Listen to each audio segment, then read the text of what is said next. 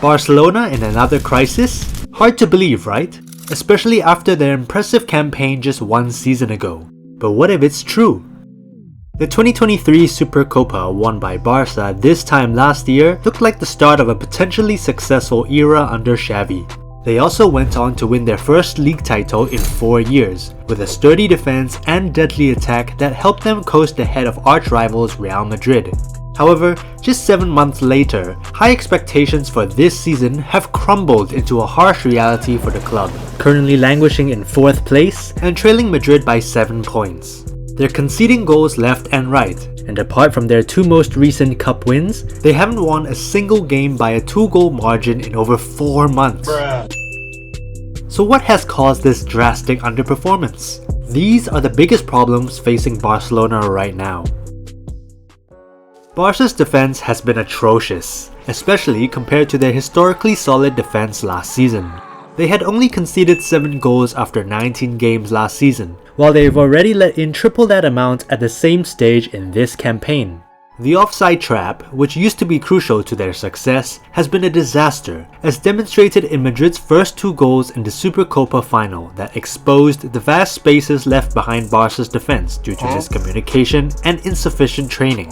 It's clear that there was confusion regarding how to handle the speed of Rodrigo and Vinicius Jr. Koundé's incorrect movement during the through ball, combined with the failure of other defensive partners to play the runner offside, resulted in a basic mistake that led to the first goal. But an offside trap only works if there's pressure further up the field to disrupt those through balls, and so Barca's midfield also failed in this regard. The lack of clarity in midfield marking was evident once again a few minutes later. Where does the problem lie? The absence of Gavi's energetic pressing and Sergio Busquets' positional brilliance in midfield meant Barca's high defensive line was doomed from the start, and it has left a talented group of defenders looking lost at the back. With little hope of acquiring a true defensive midfielder in the January transfer window, considering the failed Oriol Romeu signing, Xavi will either need to work extensively on improving the defense's timing or reconsider the strategy of trying to catch elite opponents offside. Xavi also currently lacks the necessary players to effectively execute his preferred 4 midfielder system that worked so well last season. Pedri has frequently been sidelined due to thigh muscle problems, while Gavi's ACL knee injury has ruled him out for the remainder of the campaign. In addition, the demotion of Romeu in the midfield pecking order since last October has forced players to be deployed out of their natural positions to provide cover in defensive midfield, but none of those alternatives have impressed in that role so far. Gundogan has been operating as a deep-lying playmaker, but has only shown his best when venturing into the final third and adding finesse in the penalty box. At the same time, De Jong's defensive liabilities have been exposed time and again, and his freedom to dictate the attack has been limited without a Busquets-type player next to him.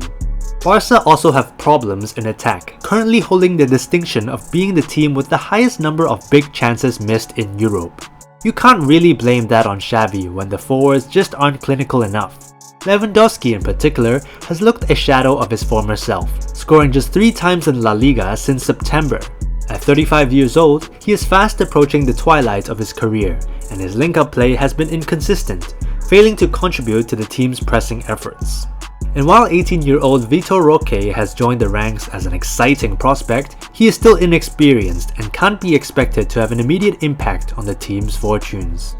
It would be a stretch to declare that Barca are in an outright crisis, considering that their recent struggles primarily stem from poor recruitment and management decisions. For example, the high-priced signings of an aging Lewandowski and the unproven duo of Ferran Torres and Rafinha haven't paid off. While it would be easy for other top clubs to brush off the money spent on such failed signings, Barca's financial situation limits their ability to make changes, and therefore forces them to keep playing these players despite their poor form. Barca have endured far worse spells of form over the past 3 years, and the squad has a more than solid foundation to recover from an awful result. But perhaps a glaring issue at this point is that this is a squad assembled with huge input from Xavi, who has received much financial backing but has failed to make them better on the pitch. His tactical decisions are under scrutiny too.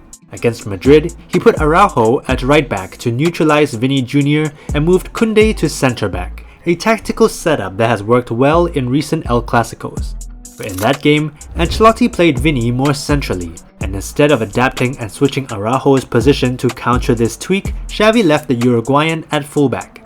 This decision proved costly as Barca conceded an early 2-0 deficit, with both goals scored by Vini. There will be question marks over the manager's future, although a decision isn't expected to be taken soon.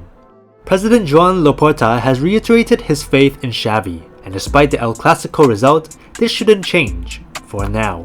That is partly because there's no plan B within the club or an obvious replacement in mind. There's also Barca's financial situation. They are extremely constrained, and a change of manager would certainly not aid their cause. The only potential candidate in case of emergency would be Rafael Marquez, the Mexican former defender for the club now in charge of Barcelona Athletic, the reserve team largely consisting of academy graduates who compete in Spain's third tier. Hired for his current role in July 2022, the 44-year-old has a good relationship with Laporta and is also close to sporting director Deco, who was among his teammates during his playing career. But while Marquez taking over might make sense financially, he is still unproven as a manager at the elite level, so hiring him to lead the first team would be a risky gamble. The aim for Xavi's team this season was to transition to a more balanced, attacking style of football, after basing last season on a strong defense. But progress seems to have hit a stumbling block, as what they now have is a leaky defense and an attack not fluid enough to justify the change. Returning to a stronger defensive approach may be a necessary step to move forward from their current situation. If you enjoyed this video, make sure to hit that like button and subscribe to our channel for more exciting football news, stories, and insights. Also, don't forget to turn on notifications so you don't miss a beat.